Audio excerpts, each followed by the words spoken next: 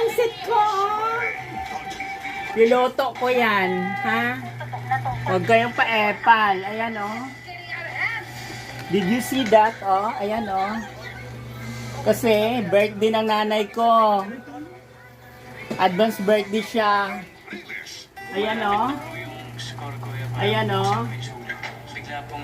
Niloto ko yan, kaya huwag kayong magtaka. Hi, Mix. Good news. ABB Celebrity Collab Edition.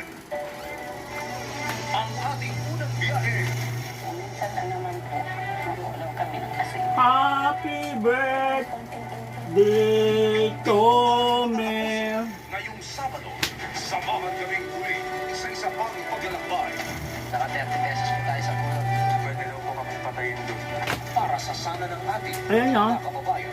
So, ang biyahe totoo, sana sa eleksyon 2025. Hindi ko na binidyo kasi masikip. Walang takas sa mga tauhan ng Bureau of Immigration ang German national na 7 taon nang nagtatago rito sa Pilipinas. Ang modus umano niyang online panloloko sa Germany ay dinala pa hanggang dito sa bansa.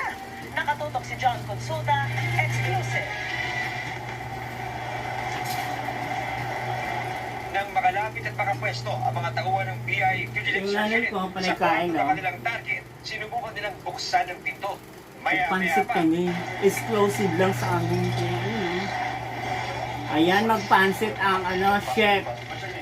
Pasadong-pasado yun sa DTI. target na German na 2018 pa nagtatago sa Pilipinas. Malipat-lipat siya ng tirahan ayon sa BI para makaiwas sa drug raids. Right now, I'm